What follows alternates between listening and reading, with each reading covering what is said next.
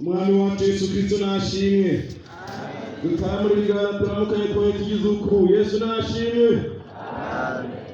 Turashimira Imana Data wa twese iduhaye uyu munsi mwiza, kandi turashimiye n'inama nkuru y'ishengero twiziye ngo tuzaze mu Nyakabiga, kandi turashimiye n'abarongozi batwakiriye, kandi nanjye mwashimira ko naje. Erega hari uwo batumana kiba ngo nzaba ndwaye. Ego mukuri hari urigeze gutuma agatima ngo nzaba ndwaye. Atandukanye nzaba yarwaye. None jewe rero sinabaye tutavuze ko nzaba narwaye. Ahubwo nari narwaye ariko yeye muransengera ndakira, none ndi muzima, Imana ihabukira. Rero ariya kwishengero dukorera aho bita mu gishingano. Igishingano abantu bagira ngo ni mu gishingano hejuru ya misozi. Oya, naho muri rombo iwabo w'abantu. Naho iwabo w'abantu hajya muri rombo atana hejuru ya misozi. Oya, ni hajya hasi. Barabagara iwabo w'abantu rero ko asaba cyane. Bazi igifaransa hari babona sawa mu gishingano rero. Mu gishingano ntibabasha kukivuga ariko bari barakizi. Sawa, baradutumye ntacyo rero n'ubu badutumanye ngo tuze kubaramutsa. Nimuzakire mu izina ry'Umwami wacu Yesu Kristo. Kuko bazi ko turi hano kandi urabona ko baduhaye n'abakuduherekeza. Izo muhira sinzongera kuzitanga yiyiziye, ariko kubera ko atazivuze ndazigushikaniye shehe. Nizo mudamu wanjye nimuzakire mu izina rya Yesu. Ega ni utuma mvuga bikagenda neza. Ara mu muhira byahonge naho wikarakasa ntibisohoka. Ariko iyo muhira ari biri terrible ugeze hano bihinduka amen. Usome ijambo ry'Imana. Usome ijambo ry'Imana muri cya gitabo tumaze iminsi dusomamo, ko numvise n'abaririmbyi benshi baririmbye ariko bagiye bagaruka. Korali ya kabiri refre yayo niho yahagaze cyane, ndetse n'indirimbo twaririmbye niho zahagaze cyane. Ibyakozwe n'intumwa ibice bibiri. Ibyakozwe n'intumwa ibice bibiri, dutanguriye hano ku murongo wa 37. Ibyakozwe n'intumwa ibice bibiri. Usome. Ndanzi y'amajambere avuga ngo benshi bahindukirira Imana, bumvise ibyo bibatumita mu mitima, babaza Petero n'izindi ntumwa bati, bagabo bene data tugire dute? Petero arabishyura ati, nimwihane umuntu wese muri mwebwe abatirizwe mu izina rya Yesu Kristo, mubone guharirwa ibyaha byanyu, kandi muzohabwa ingabire ariyo mpemu yera. Tujye mu bice bitatu ku murongo w'17 dusome indanzi y'amajambere ngo Petero yigisha abakoraniye aho, abakoraniye kuraba ibibaye. 17 kandi none bene data, ndazi yuko mwabikoze mutabizi, n'abaganza nabo nuko, ariko iby'Imana yavugiye mu kanwa k'abavugishwa nayo bose bitari bwabe yuko Kristo wayo azobabazwa, ibyo yabishikije ityo. Nuko mwihane muhindukire, ibyaha byanyu bihanagurwe, ibihe byo guhembuka bibone ingene biza bivuye mu nyunga z'Umwami Imana yahabwa icyubahiro. Aho tutabanye kuva ku wa 4 ni ijambo twasomye, ariko twahagaze ku ijambo rivuga ngo inzira yo kwinjira mu bihe byiza. Niryo jambo rikuru, aho wanyura kugira ngo uronke ibihe byiza. Abantu batwaye gusoma ni abantu bari baje gukoranira i Yerusalemu. Yerusalemu hajya ahantu, narababwiye ahantu buzuriye mwemu yera, hari ni muri rompwe. Wageranya nk'uko ameze nk'umuri rompwe ya Nations Unies. Ugasa ariko noneho aho inzu yo kwa Dawidi yubatse nko kujya kote bubatse hirya nzu y'umuganga, ariko akaba ari ku musozi hejuru. iyo nzu narababwiye niyo baririyemo ibya Pasika. Murazi ko Yesu abwiye abigisha ngo mujye kwa Ntuzeye, ntabwo yamuvuze mu izina. Rero bari mujye mu gisagara ngo mujye kwa Ntuze ngo mwategure ibya Pasika. Igituma yavuze kwa Ntuze ntamuvuge mu izina, yari abarungitse kwa Dawidi kwa sekuru, yerende kuvuga sekuru mu izina.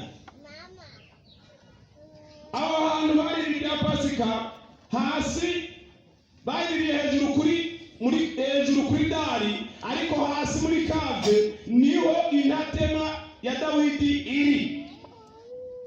Ntabwo rero baririye hejuru ya Pasika, hasi hari Dawidi. Ibyo mbabwira narabibonye n'amaso yanjye nagiyeyo. Iyo mva ya Dawidi nta bagore bahegera, n'ubu baracyagira imigenzo y'Abayuda. Abagore bahegereza mu kadirisha, ariko twebwe abagabo batwambika agacapo k'Abayahudi gafataha kugira ngo wemere ko wemeye iby'idini ya Kiyahudi, kugira ngo wegere ku mva ya Dawidi. Njye narahegereye n'anakoze ko gutya. Rero umunsi Yesu aduze mu ijuru, arabwira ngo mugende muri gisagara, ibyo data yasezeranye ntimuveyo. Bagiye mu gisagara basuye muri ya nzu nyine.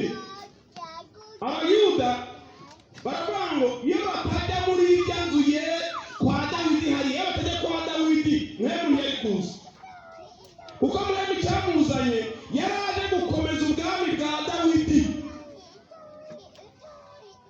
Kuko Imana yavuze ku bwami bwa Dawidi ngo ni ubwami indetermine, butazahanguka, buzabaho mirere na mirere.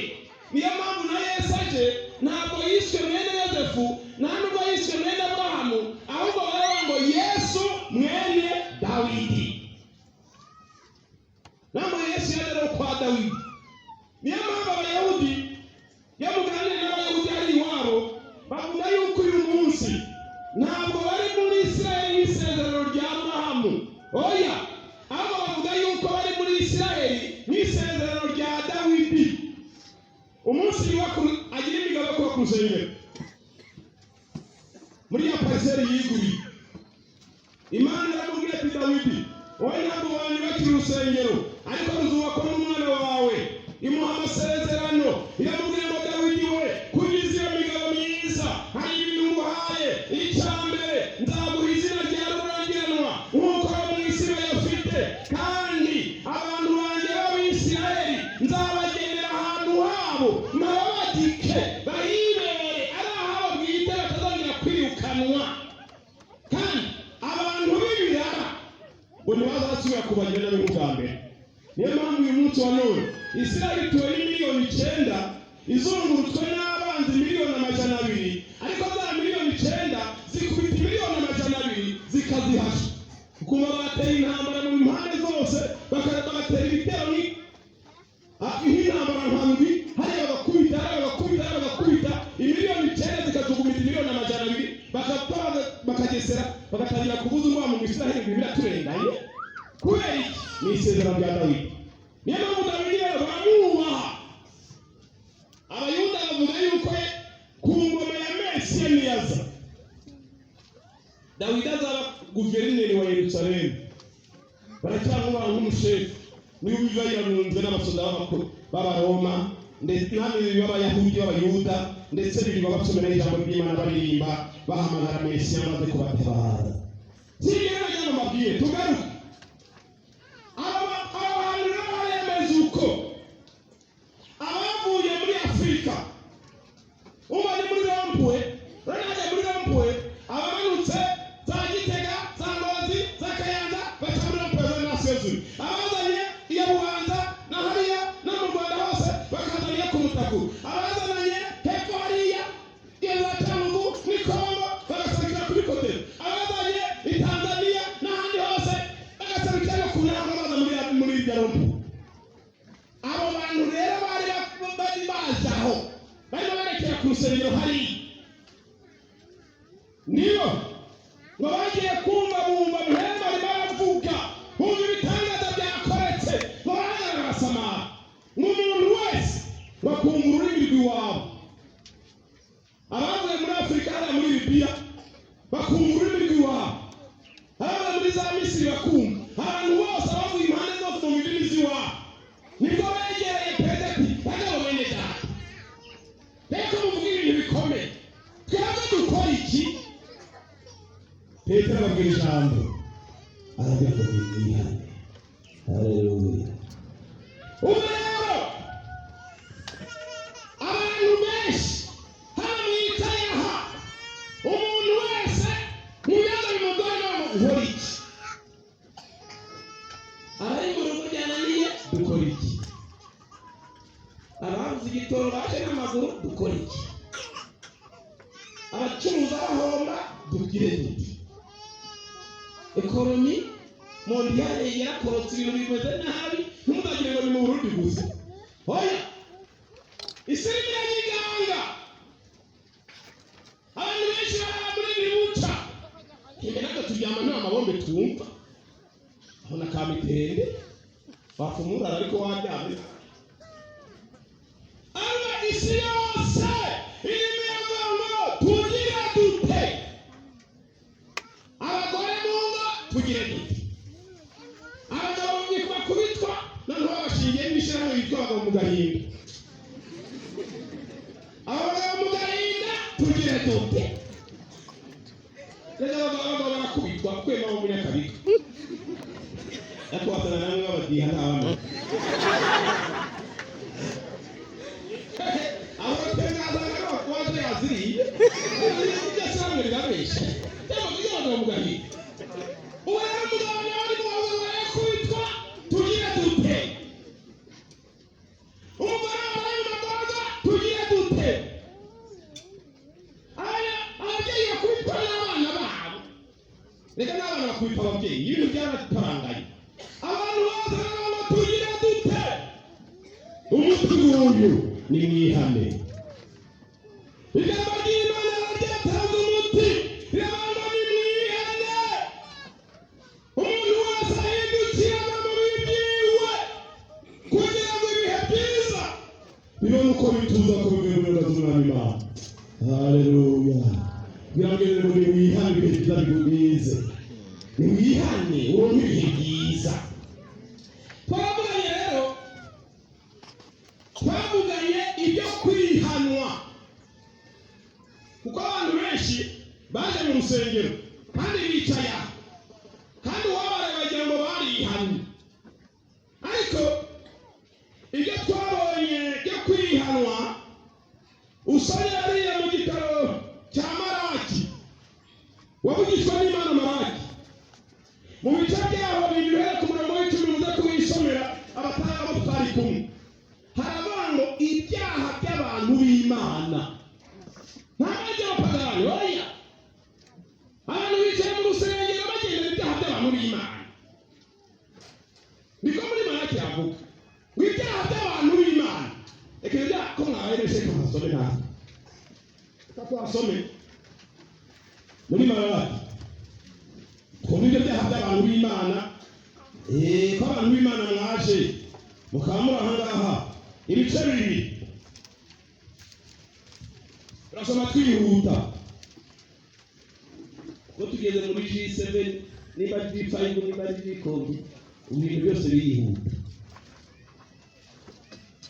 Maraki ibice bibiri, rero ku murongo waho w'icumi bonye handitse ngo ibyaha by'abande, namwe niko Bibiliya ivuga. Abantu b'Imana mwaje, abantu b'Imana bari hano, ikari wasana n'abafatani baje. Ndabona mwese muri abantu b'Imana. Ibyaha byanyu rero, reka dusome ibyaha byanyu wumve ibyaha byacu abantu b'Imana. Mbega twese ntidusangiye data? Mbega murabyemera ko dusangiye data? Yego. Urabyemera? Yego. Nta muntu ubyemera ko dusangiye data? Karimo twari turimo kera, data ni Imana, mama ni Imana, mukuru wanjye ni Yesu yabaye ubwihisho. Ntimunyitirize muri cyane. Sawa? Mbega twese ntidusangiye data? Imana yaturemye si imwe? Ibyo ni ibibazo bibazwa. None ni iki gituma duhemukirana? Umuntu wese agahemukira mwene wabo, tukica isezerano ryasezeraniwe basokuruza ngo Yuda arahemuka kandi bakora ibizira mu Bisiraheli. Reka tuvuge mu Barundi mu Kinyakabiga ni Yerusalemu, kuko Yuda yakoze biriya. Umurongo wa 12, ukora bene ibyo Uhoraho azomurandura mu mahema y'Abayakobo. Ari umuteramyi abaprotokolo, ari uwitaba mwebwe mwicaye mwaje gusenga, ari ushikanira Uhoraho Nyeningabo ishikanwa n'abakozi b'Imana muri mu byumba. Kandi ikigeretse ko mukora mutoteresha igicaniro cy'Uhoraho amosozi murira aho muri abajyanze ngo mwiriza abantu bakiza murira musohoza imitima, kuko atanakibabaye amashikanwa yanyu ngo ayakire ayemere. Yamara muravuga muti ni kuki? Ni kuko Uhoraho yabaye icyabona cyanyu mwe n'umugore wawe mu butante, uwo wahemukiriye naho ari umugenzi wawe akaba n'umugore w'isezerano, n'abakoze bene ibyo mwemu akiri muri we. Imana idutabara n'ibyaha by'abantu b'Imana. Rero twarenze ibyaha by'abantu b'Imana. Ikindi twabonye kigiye kwihanwa ni abantu batukana. Abantu batukana bari mu rusengero. Hano bari n'abatukana baraza no kujya ku ruhimbi bararinda. Ako si ukurindagira, si ukurinda. Kandi babifasha yarigene batari byose bajya basumba utukana. Uzasome hariya muri Matayo ibice 5. Haba umuntu niyashavurira mugenzi we bapfuye kumutwara muri senta. Washavuriye mugenzi wawe niko Yesu yavuze. Bapfuye gutwara muri sentare batsite bakawucira urubanza bakubita ntaye muganga n'andi majambo. Ngo none undi wabwira umuntu ngo wakijujuwe ngo umaze gutsindwa n'urubanza, ngo niba mutuga ngo wagipfuwe ngo ukwiye gutakuba kuzingazinga no muri Gehinomu pyo ngo bive kuhisomera. Ibyo rero abahora mutukana mutazi ko ari ibyaha, mwihane mu izina rya Yesu. Ikindi kijya kwihanwa uburyarya.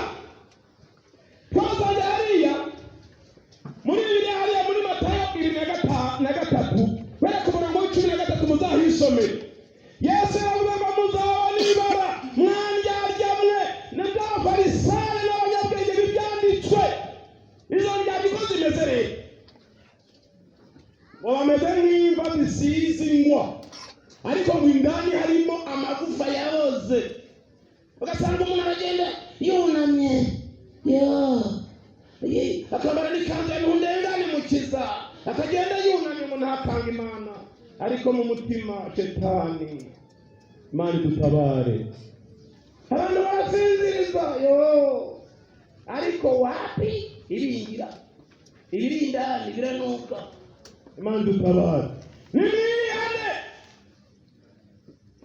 Kwihana ni iki? Kwihana uri bavuze ubundi kwihana. Bengo nabonye mu rurimi rw'Ikigiriki ingobyo bita metanoia. Kwihana yo metanoia byaravuze ngo nuguhindukira mu mutima. Niyo mpamvu ijambo ry'Imana ngo mwihane muhindukire. None wagendaga igihugu ko wihanye birahinduka ukagira amahoro ukagira itekano. Abantu benshi rero baricuza ariko ntibihana. Tandukanya kwicuza no kwihana. Kwihana daboro ukabazwa n'ibyaha byawe.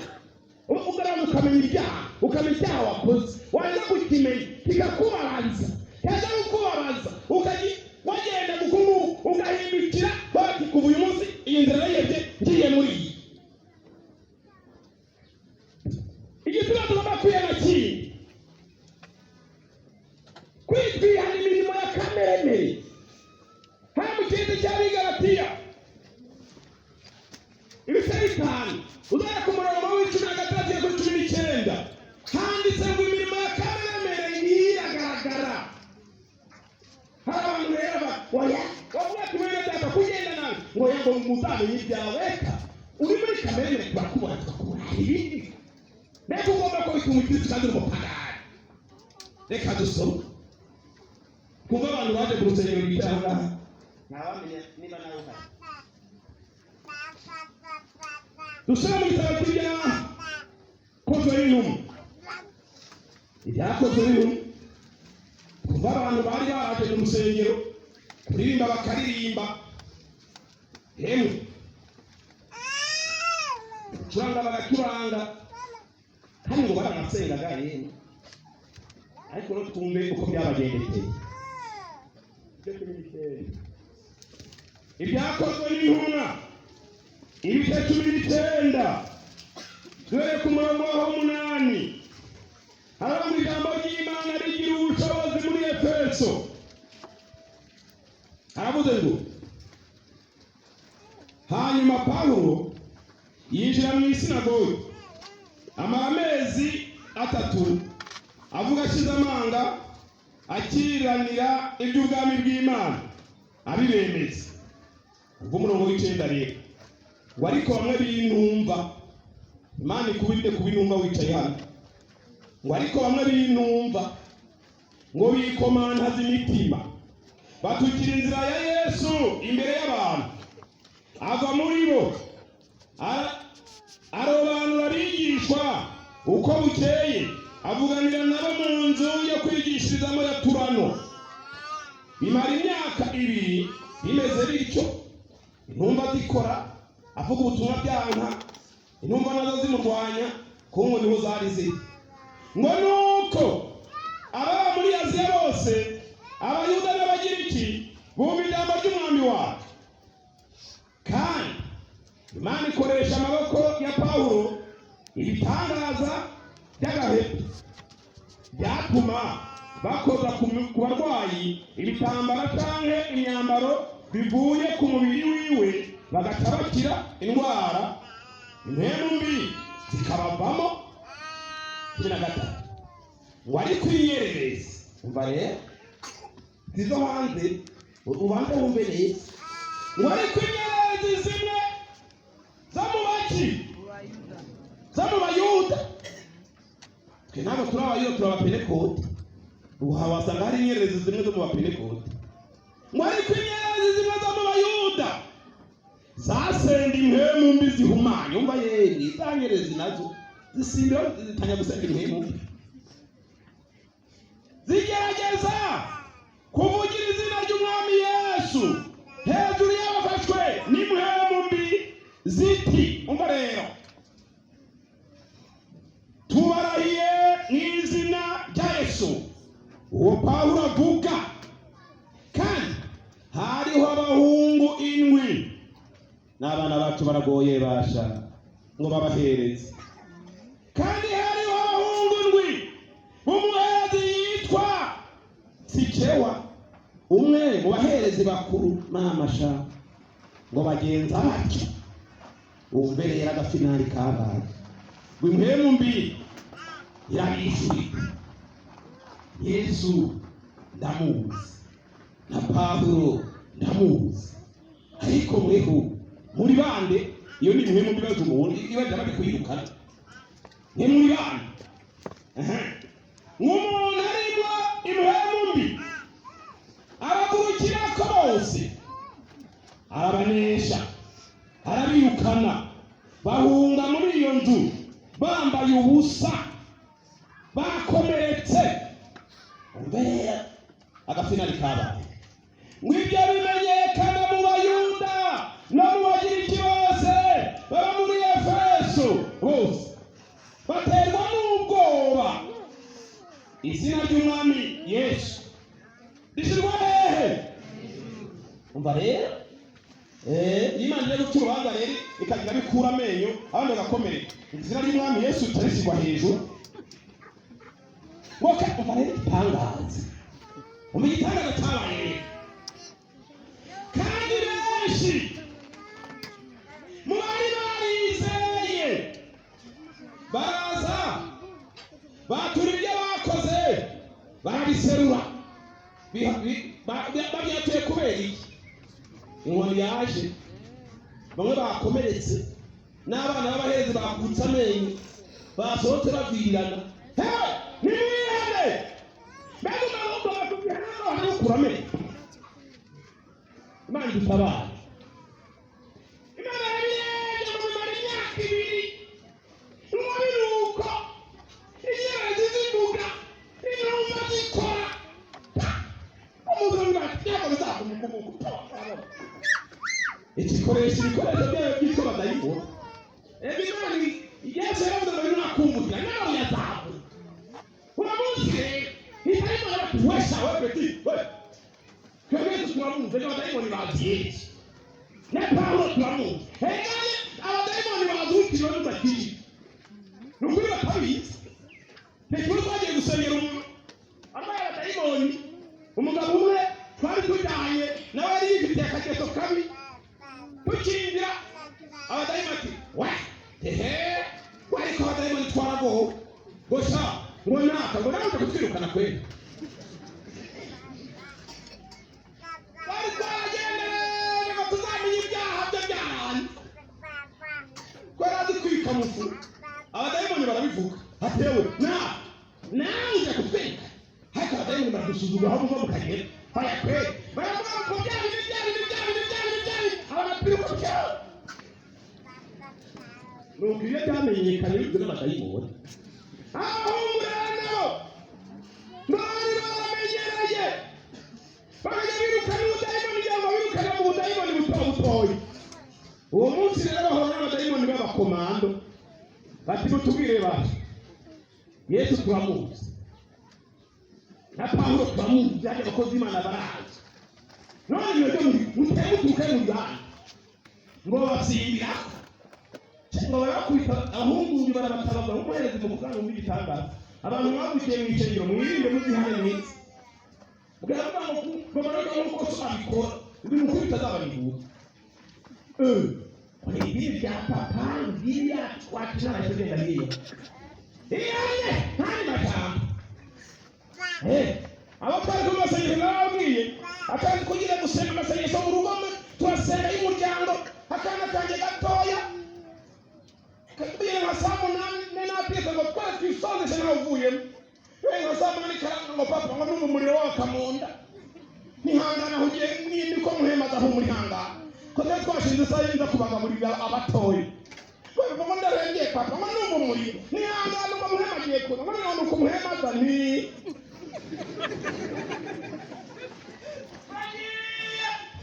kaka kanja mirohane takana n'ahwereye mvuga ariko ndeba ngira faranga katarapira karamutse papa kwa nyuma ya msenga na bari yaro nziyo bata program nanjye muhemu tawapasi ndori kendire teza hantawa basi nanjye bakabya program nanjye nkabumvira nanjye bakamumanya ijambo nanjye bishefa ho ngaho ngiye kubitse rero bari amazanya ijambo kakana kamutse barakari kangu papa bimana hari kingi nivuga ni nawe hii mbona ni wakuzanya gusenga utazi kwimana ivuga bimana ivuganye nani nikubwira biki mureke basomera ijambo ry'Imana bimuhaye zabu hari imyaka 5 mbere yarageze mu yambere mutari muri kabiri naho soma tu yewe kwani je muhema gahaye kego yo zabu kandi soma kuri soma bigaye kandi soma zaburi kariyeza kandi rero ni mu ijambo ry'Imana ndamicuye ngwanenda karabira karijyane abana kabiri oya bantu mbire mwema vuga naye gusa Imana ivuga iki gatayo ngo rero papa ubaye uri mu nsengero uri pastor utazi ko Imana ivuga bari nani Imana ivuganye naye ubwo nanga yuko kazaho hakaka niko kwa bateru ko umwana w'umuherezi semuteruwi kandi abakwivugisha abandi bivugiye abantu bagiye gusenga ariko ntibahari barasenga bajya muni abantu bose bavugishwa ngira bari barize igice cyabo hamujyana muri karitsiye aho bino hafa ahantu bigeze kwiga igice cyabo muri kano karere ka komine mu Bukaza muri Bukaza bakigira rero mu barahatisha abantu bazanyukana yeko ntajya mvugishwa kandi bazi ko umuntu atavugishwa mu ndi aba ari umupagani waratunga yari rutamu waratunga nawe ngo aritunga umwe ngo arikonsantara kumve warabwira ubana banjye hagiye ko haravuga amasezerano harayabahaye kumve wanijye wabara ikimaso wavuganaga namwe bana banjye abantu bavugisha na wabara ikimaso bakabwira na wabara ikimaso bakabesha Imana ngo yapfu Imana idutabare abana nabo neza yuko baratindira muri wabara ikimasi nabaza tebizira Yesu upa uravuga turategetse soka wedayimoni zibasimbira zirabatabagura bakomerekeje ababyumvise bose ngo baterwa n'ubwoba kandi ngo bamwe ngo benshi bamwe bari barizeye umukino w'ibitego ngo benshi mu bari barizeye bari bakoraniye nayo none kuza kwatura gufasha ngo baraza bihana ibyaha byabo ngo baserura ibyo bakoze byose urashaka kuja wicaye hano utarihaniye twaba mutwaye mu ijuru nawe ukagaramangamo ariko ijuru ntiryabihana n'utihana uzajya mu ijuru nabo ukubibona bigije uracyuca intebe gusa nta bwenge ariko n'utihana ntabwo uzajya mu ijuru kumwe abandi bihanira aho hantu rero kumwe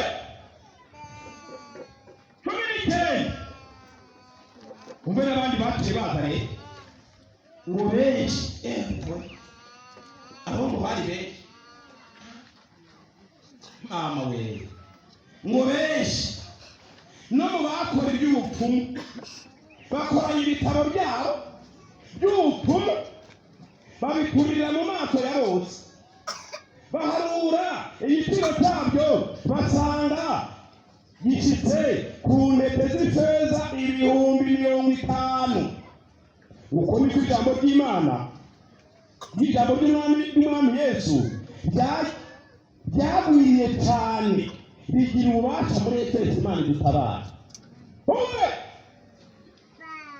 abantu bari barizeye benshi bari batarihana kandi ngo benshi bakora iby'ubupfumu babonye ko inkoni yinjiye mu rusengero rero none no gukomereka bishe no gukurwa amenyo bishe baraba batasaha hacu bya bintu bakoreshaga mu bupfumu ngo babona kubizana none uragomba kuzihana ko bamaze gukura abantu amenyo wakwihana rero abapfumu bakaba bicaye mu rusengero Imana idutabare nimwihane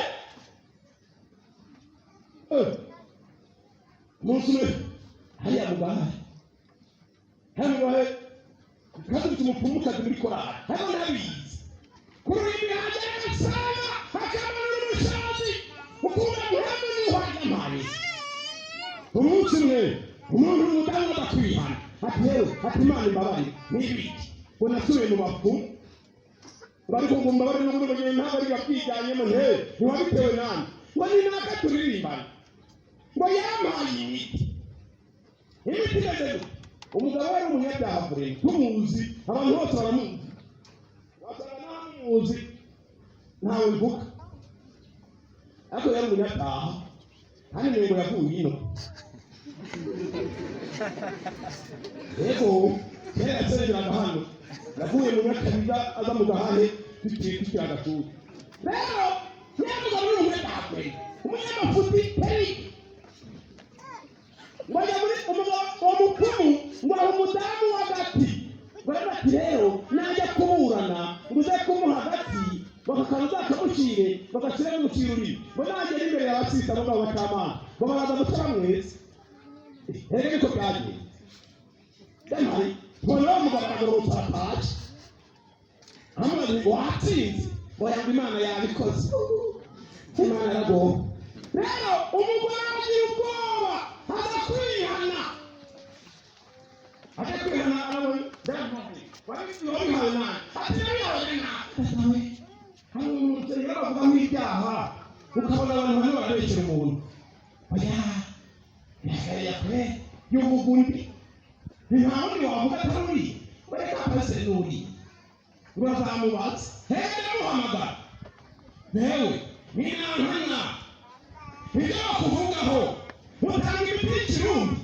ugira umupfumukazi irabangishi yaranaritweza urumva umukozi w'Imana ngo pase ntiyi ngo ntabwo ni umupfumu ntaho ngo yefashimana kwishyura abantu bayo wagenda umukozi w'Imana ngo magira ngo abantu b'Imana baronke inyishu yarutse ya mama we aho mukuriye muri korali yaciye itekanirwa naciye nyirukana tukacana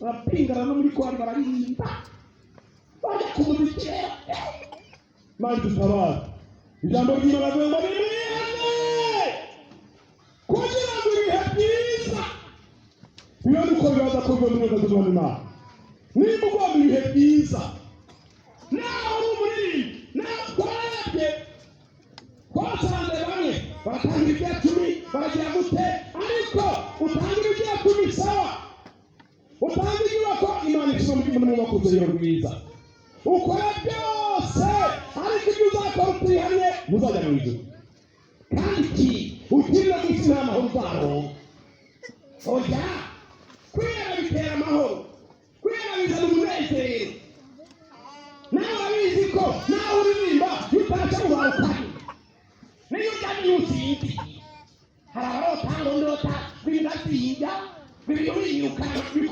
urukundo bwawe Henda mupagani ibintu bizamuzamo rero bice kai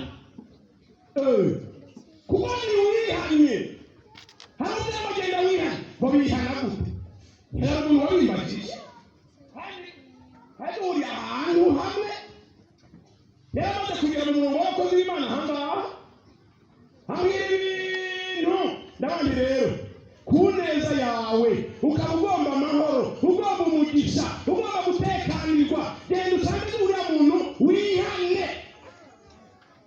abandi ngurumbe none ngukwe uzungu nagenda nkamubwira ngo none jewe wizane wakoze wambwiye ibiro n'ibyaha genda usange naka wihane oya muri iyi nzira ariyo kwere ngo ngende numva bigoye kugira ngo ntabwo nabona icyo mubwire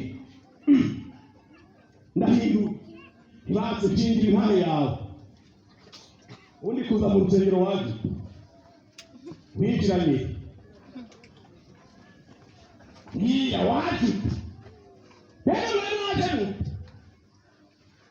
imiryango ari itatu hari abana bakurikiye abandi hari abana kurondera abagabo n'abana gushaka abagore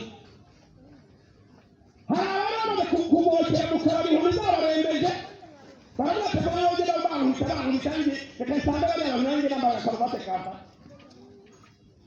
nanjye nagize zateye mu mukozi w'Imana utawitwa nagize zateye reka nabaje kurondera nagize zateye bavuga ko 50 ku ijana mu rusengero ntabizana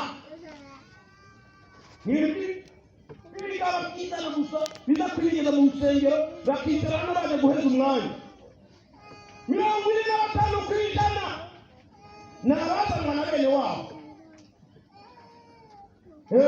bakazana na bene wabo abana mu rugo bababyeyi umwana agataza kugira ngo agakora uko yirira akaza gusenga no guta isahani yo mu ijoro ntabiye kandi uwo agakurira akazamangamo yewe akazanagira ibyago akaduga akaronka n'ibindi yarakuriye kuko ngo hakaba abandi batanu ku ijana z'ankumi z'abanyabwenge bazanywe n'Imana ubwabo bafite misiyo yo kujya mu ijuru bihariye neza tubwira abandi nta bwenge mu rusengero umugabo ko nta bwenge yahuye na mukirisitu baramubwira ngo nta bwenge amubaza mubwira tewe uritwa nde ati nitwa nta bwenge uvuye ati mvuye mu gisagara amahoni ugiye ati ngiye muri urwo kigali ngiye kureba umwana wambambiwe hariho bamwe bazindira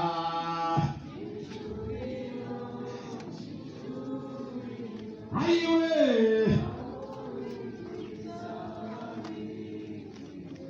ayiwe uzomayo uzomayo bamwe bazama baririmba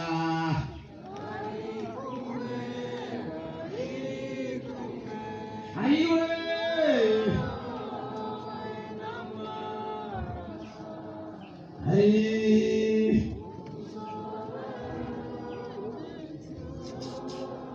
barihe ku misozi y'abehe hamwe n'umukiza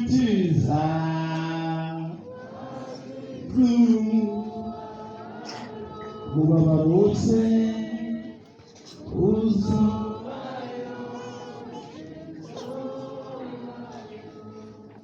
ariko hari ikindi cyangwa barakomora ku rugi bugawe hamwe n'abasimbazi uzobayo yo ni igitanga wenyine urazi ko yajya kwihana mukristo abantu hagati ntabwe ukurita hagati babihabwe windiranye wewe amuntu ntabwo yakajya kuhara kandi ngo windiranye he ati twebwe twinjiranye igorogota umusaraba igorogota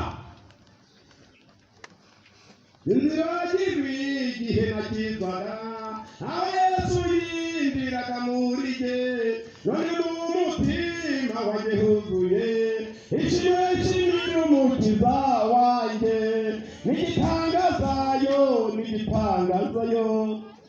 kuko nahawe agakiza k'ubuntu n'igitangaza yewe n'igitangaza cy'umunyabyaha nahawe agakiza waragahawe cyangwa waduherekeje namenye hatewe n'ibigorogota ntabwo ngoya ibyo ni iby'iwanyu ngo twebwe dufite ahantu tuba twinjirana kandi muhereye kera n'abasogokuru barahanyuze n'abaturuka niho banyuze abibaturose niho banyura barakayasikara binjiranamo bakaduze bakabaguyemo ati sa abantu bize hasiho ibyo ntibikureye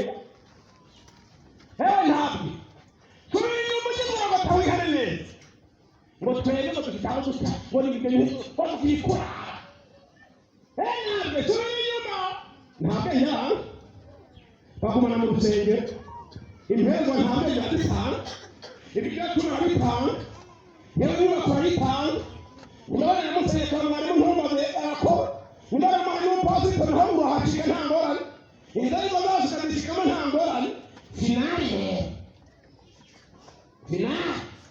ku misozi yera ngo bageze baratoto mukristo araza ati urinde nitwa mukristo niyari ibyaha byanjye yagiye aririmba indirimbo nziza ndashima umusaraba ndashima nyamba nziza ariko cyane cyane ndashima umwami Yesu itanguriro yewe munezero wanjye aho ni umutwaro wavuye ku bitugu. Umwe mukiza ryaririmba baturiye mu kintu tuzajyangombwa kwayikomu abana b'imuhati kandi bitange ngo ashitseyo asanga afite icyeti yakorewe ku musaraba w'Igorogota. Haleluya, haleluya, haleluya.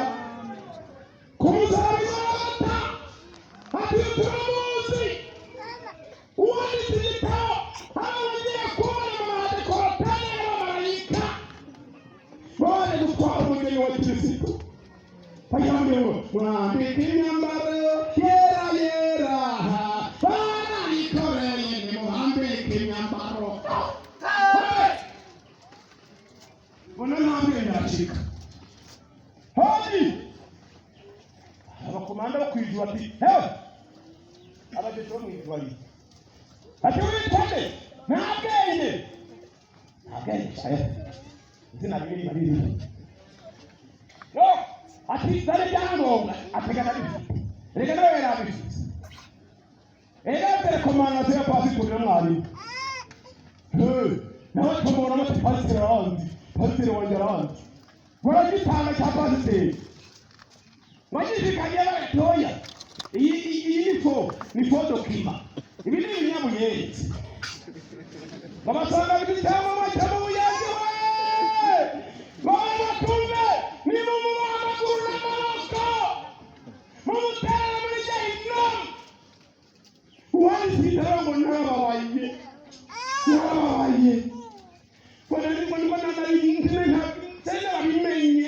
ngo yuko no kwirembo ry'ijuru hariho inzira yo bugufi isisha muri Gehinomu gupfira mu rusengero waraduka mu butumwa bw'ijana babaje kuzarimbuka ukajya mu muriro warumvise ibi ni amagorwa.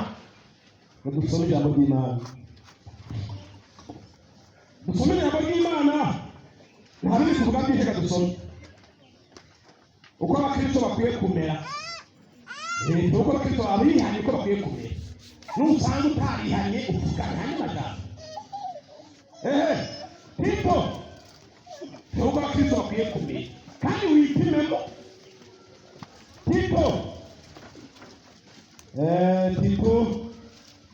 umukozi w'Imana witwa Tito, icyete Pawulo yandikiye umuhungu witwa Tito, ibice 3 duhere ku murongo wa mbere. Aravuze ngo uko abakristo bakwiye kugira gute mwabonye namwe sawa, ubibutse kugamburukira abakuru n'abafite ubushobozi no kubumvira no kwitegura igikorwa cyiza cyose no kutagira uwo bambika ibara, yemwe abantu mwambikana amabara nimubireke, no kutitoraguza, yemwe abantu mwitoraguza. Abagore bitoraguza, umugabo bamwandikiye mesaje ngo nawe uyireba mushaka nimutagomba batayibona bagutera. Hano bitoraguza kwagiye kura muri telefoni unasanze umugabo wanjye bamwandikiye bamaze ubundi babirebera bywane hanyuma ngo bitoraguza. Umugabo akaza yandiye hanze yagera mu nzu akomeye ngo nunda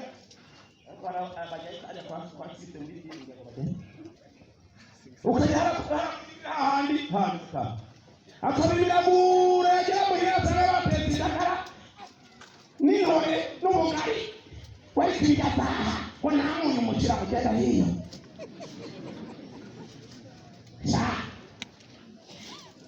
Hewe abantu mwitoraguza, Imana ibagira imbabazi, batitoraguza no kwegenga, berekana ubugwaneza bwo ku bantu bose, kuko natwe nyine kera twari ibipfu, turi n'abarirwa, tuzimizwa, tudakariye ukwifuza no kwinezeza by'uburyo bwinshi. Twam mu kugira nabi n'ishari, turi abakwangwa natwe twankana. Wariko ineza y'Imana, umukiza wacu n'urukundo ikunda abantu bimaze kuboneka, iradukiza. Rero arakiza, itadukirishije ibikorwa byo kugororoka twakoze, ariko ikurikije ubwinshi bw'imbabazi zayo idukirisha ukozwa kuzana ukubyarwa bwa kabiri, ikadukirisha uguhindurwa bashasha na mpemu yera.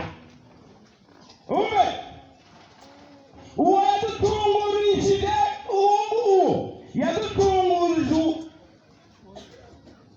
yadutunguriye ko kubwa Yesu Kristo umukiza wacu, kugira ngo dutsindanishirizwe n'ubuntu bwayo, duce kuba abaraganwa n'ubugingo budashira nk'uko ibyizigiro byacu biri. Iryo ijambo rijya kwizerwa. Ndagomba yuko utsindagira, ndagomba yuko utsindagira ibyo ubikoreshe, kugira ngo abizera Imana bagire umwete wo gushishikara. Umve, bagire umwete wo gushishikara gukora ibikorwa byiza. Ibyo ni byiza, bigira icyo bimarira abantu Imana ihabituba. Umve, nimwihane. Umve rero, ngo ni kwa Kristo bakwiye kumera. Kumbe rero kadusome tujye muri Petero, uko niko abakristo bakwiye kumera. Noneho rero kubaho Kristo buseruki, aho uri mugira amatiku ngo bakubuze, ngo bavuze ko udashyigikiwe, none bakubonye babivuze n'ubu umupagani. Isubireho rero neza, n'ubu umupagani bagakora umupagani, n'umugizi bagakora umukristo. Hariya kumbe rero aho Kristo buseruki. Petero, igice cya kabiri cya Petero, igice cya mbere ku murongo wa 3. Ubukristo buserukiye hehe? Twebwe ajya abantu mukuririmba cyane. Rero utangira ibyo tumi byinshi wati no. Ubukristo buserukiye mu ingeso zawe zimeze gute? Dusome, kuko ubushobozi bw'ubumana bwayo bwaduhaye iby'ubugingo no kubaha Imana byose, tubiheshwa no kumenya neza uwaduhamagarishije ubwiza bwiwe n'ingeso ziwe zimeze gute?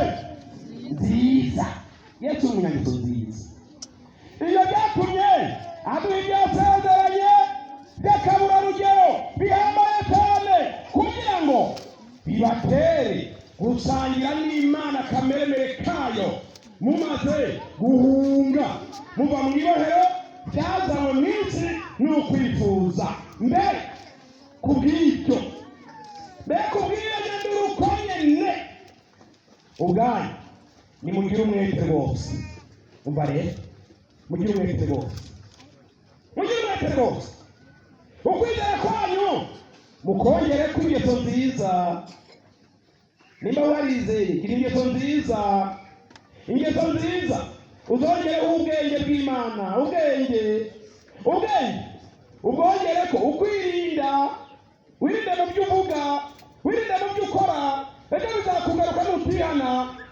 Mwirinde ukwirinda, mukongere ko ukwihangana,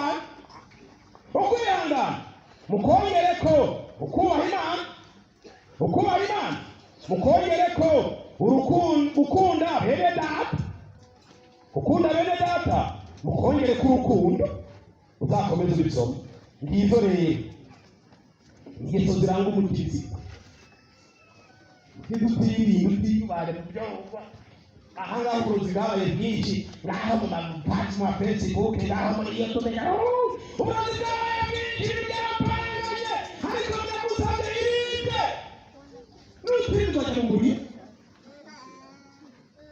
Ukamubwira inama imwe duce dusenga. Uze mu migani wumva inama. Hari umugabo watanze inama nziza. Umugabo witwa Bwenge. Kabisa. Umugabo witwa Bwenge yatanze inama nziza. Icyaha ukamwumvira mu mwanya. Umubwira umutima wawe ukumvira umutima wa Bwenge. Hano mu Nyakabiga muri abantu benshi. Hari mu mwaka ufite ubumenyi bwinshi ariko ubwenge butangwa n'Imana. Hariya mu ishuri kaminuza mwiga ubumenyi. Mwiga ubumenyi ntabwo mwiga ubwenge. Ubwenge bukurwa mu ijambo ry'Imana. Ubwenge butangwa no kuba umuntu yihanye neza. Urashobora kugira ubumenyi bwinshi udafite ubwenge birapangana, ariko iyo ubwenge bw'Imana bukorera muri wowe ibintu byose bigenda neza. Dusome imigani 10. Gutumira kwa Bwenge. Imigani 9. Bere ku murongo wa mbere. Haravuze Bwenge y'inzu yibadiye inkingi ndwi yabazi ingumba ziwe. Ni ijambo ry'Imana no mwumva. Yateguye umuvinyu wiwe. Zandi mu mwumvise. Yateguye imeza yiwe. Ni hano ku meza ariko ndabaha. Yatumye isarake ziwe. Yadutumye ngo twese tubabwire. Asemera ku gatwe hejuru ko mu gisagara cyo mu Nyakabiga. Twongeye mu Nyakabiga. Hari isarake yiwe n'amasemerano mu Nyakabiga. Umere atuma umuntu wese wibura Bwenge naze yinjire hano. Kandi abarira ibipfamutima ati ngwino murye ku nzimano yanjye, munywe ku muvinyu naturiranije. Uwo ni Bwenge. Bana muve mu bupfu mubone kubaho, mugendera mu nzira yo kumenya ubwenge. Uwo ni umutokoranye aba yikwegeye kumara amazi, kandi uwiganiza umunyakibi aba yikwegeye icyeyi. Niwiganiza umutokoranye niwaba kwanga. Wiganiza umunyabwenge azagukunda. Wigisha umunyabwenge azarushiriza kugira ubwenge. Wigisha umugati azakunguka kumenya. Ukubaha Uhoraho niko tanguriro ry'ubwenge, kandi ukumenya Uwera niko kumenya ubwenge. Kuko iminsi yawe izogwira ku bwanjye, n'imyaka yo kubaho kwawe izokongerwa. Niwagira ubwenge ni wewe uzoba ubwifitiye, kandi niwatokorana ni wowe ubwawe bizobako. Umva agahinda rero. Niwatokorana mugenzi ni wowe ubwawe bizoba. Komeza abantu bakwisomera no gutumira kwa Gipu.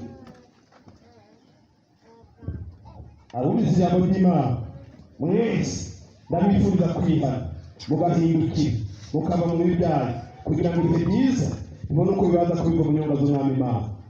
Niba akaririmbo ucuruzenga akaririmbo no kuvuga ubutumwa bukomeye tugasozere ko wiyumvira unahaguruka. Turekeze Umwami Imana ko yazimugitse hano, yatanze ububasha. Aho muzahari ibyaha bazabihanirwa, ariko muzabirekera bazabigumana. Ibindi 77 nawe ucyo wibaza. Ukine ku bugingo urupfu rwo kujana. Wewe munyabyaha, yewe Yesara kuri mbe mugenzi.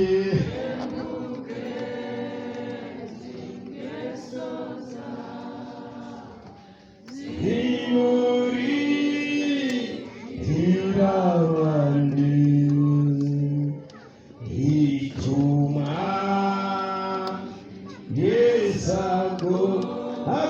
agomba umuguma umubiri guhenda yewe nanwa n'umuvo reka urandaganda yewe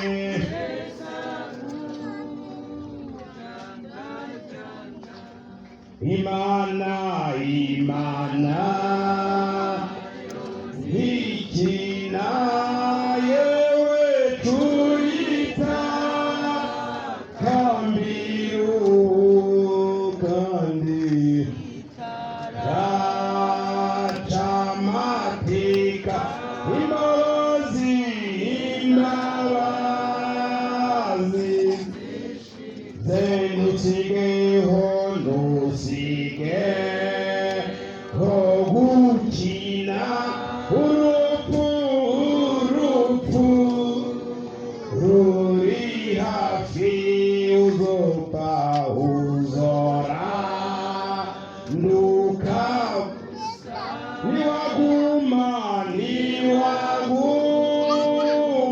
niwagumukuruko bahasi nikangure yewe basunge nupe Yesu no kutiriro yewe arakurorere demugenzi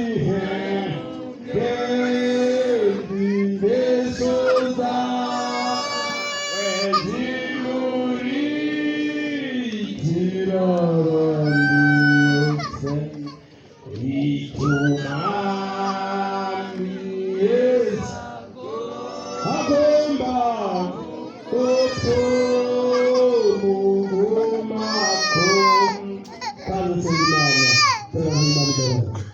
turagushimiye Imana data wa twese, turagushimiye ijambo ryawe, turagushimiye imbabazi zawe zama ibihe bidashira.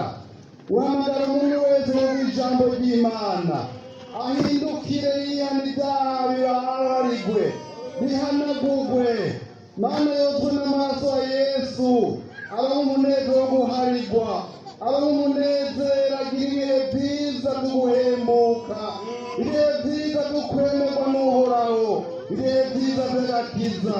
Urakoze kuri aba bose bagize ubwenge, bakumva uyu mutumwa mwiza, bakumva ukwirinda kwa Mwera, bakizera umusaraba, bakizera amaraso ya Yesu, bakumvira bagaca bugufi, bakaza kuri rya soko ryiza ry'ubwiza. Bagire neza muri kano kanya, bahaguruke banezerewe. Mana, ikindi gihe ni kuzokumva inzamba, ikindi gihe ni kuzogusanganira mu bicu. Mana, ikorero ryose bitegure gusanganira umwami Yesu, bitegure kuzokumva inzamba. Abagize ubwenge n'umuzi ariko baritegura, n'umuzi ariko bararondera umwambaro, n'umuzi ariko bararondera ikete bizobemera kwinjira mu bwami bwo mw'ijuru, bariko bararondera igishinga ntahe akarica abana rikakica Imana, bizotuma bemera kuri uwo munsi ko ari abana b'Imana, ko bavutse ubwa kabiri, ko binjiye neza, baciye mwami mw'irembo. Amuhamagara abarushye n'abaremerewe bose baze kuri wewe kubaruhura, ko binjiriye neza mu nzira, ko baciye mu kuri, ko baciye ubugingo, ko baciye kuri Yesu, ko atayindi nzira ihari atari wewe.